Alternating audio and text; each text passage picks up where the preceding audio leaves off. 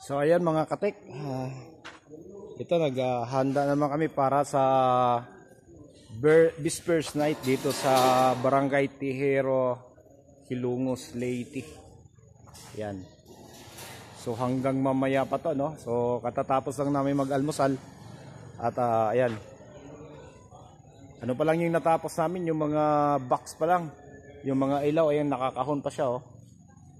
Yan. So nagre-relax pa yung ibang mga kasama namin, ayan, nag-UUC pa yung iba. Ayan.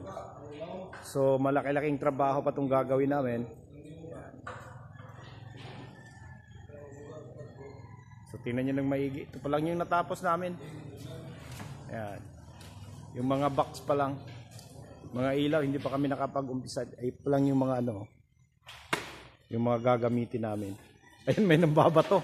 Ito si ano, kung nakita nyo to sa mga nakaraang vlog natin, ito yung pinakamabait, pinakamatinong ano namin kasama. Pinakamatinding alaga. Ayan. Sikat! Hello guys! Shout out ka, shout out, shout out. Shout to sa nagtanaw kakita. Ayan, so nag-update lang tayo, no? Pagkatapos nating ma-install lahat. So, papakita ko naman sa inyo kung ano naman ngayon, ilaw, yung ano naman, iba naman yung estilo ng kabit ng ilaw namin. Yan yung lighting director namin, tsaka isang lightman, ayan, oh.